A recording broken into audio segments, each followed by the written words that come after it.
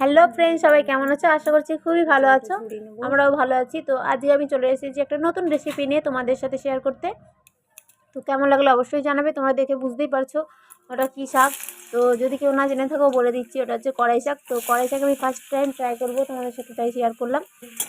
আমি প্রথমবারে রান্না করবো কড়াই শাকের একটা তরকারি, তো যেটা একটা নিরামিষ তরকারি।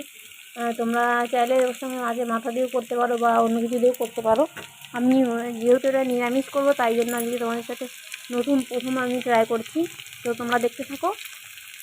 প্রথমে আমি কড়াই শাকগুলোকে ভালো করে কেটে জল দিয়ে ভালো করে ধুয়ে রেখেছি এবং কড়া গরম করে কড়ার মধ্যে তেল গরম হয়ে গেলে তার মধ্যে ছোটো ছোটো করে কেটে রাখা আলু ভেজে নিয়েছি নুন হলুদ দিয়ে।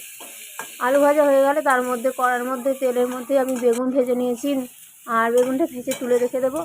তারপরে আমি শুকনো খোলায় মানে কড়াতে হালকা করে ডালের বড়িটা হালকা করে ভেজে নেব।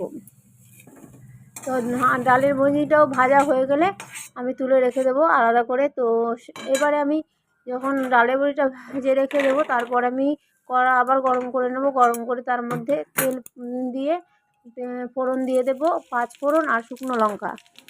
তো নিরামিষ রান্নার একটা এটাই বিশেষত্ব যে 5 ফোড়ন দিয়ে আর শুকনো লঙ্কা ফোড়ন দিলে রান্না করলে একটা অন্যরকম স্মেল বেরোয়। তুমি এর মধ্যে একটু তুমি আদা গ্রেট করেও দিতে পারো। তো আমি এখানে আদাও দিইনি, কিছুই দিইনি, খালি শুকনো লঙ্কা আর 5 ফোড়ন দিয়ে রান্নাটা করব। তার মধ্যে ভেজে রাখা আলুগুলোকে দিয়ে ভালো করে মিলিয়ে নিলাম। এবার তারপর থেকে আবার দিয়ে দেব কেটে রাখা বেগুন ভাজাগুলো। পুরোটা সবটাই দিয়ে দিয়েছি, তোমরা দেখতে পাচ্ছ। বেগুনটাও দিয়ে দিয়েছি আর ডালের বড়িটাও দিয়ে দিয়েছি। তো এটা নিয়ে সব একসাথে ভালো করে নেড়ে মিশিয়ে নেব। মিশিয়ে নেওয়া হয়ে গেলে তারপরে আমি এর মধ্যে কেটে জল ঝরিয়ে রাখা শাকটা দিয়ে দেবো একে একে। তো শাকটা দিয়ে বেশ কিছুক্ষণ নেড়ে চেড়ে নেবো, কেন কি শাকটা প্রথমে জল ঝরানো শাকটা রয়েছে দেওয়া, এটা সিদ্ধ হবে অনেকটা সময় লাগবে, তাই একটু ভালো করে দিয়ে দেবো। তারপরে ভালো করে নাড়াচাড়া করে ঢাকা বন্ধ করে কিছুক্ষণ রেখে দিতে হবে। তো ভালো করে দেখতে পাচ্ছ কালারটা কেমন চেঞ্জ হয়ে গেছে শাকে। তো চেঞ্জ হয়ে গেলে এর মধ্যে একটু নুন একটু চিনি দিয়ে ভালো করে নেড়ে চেড়ে নিতে হবে।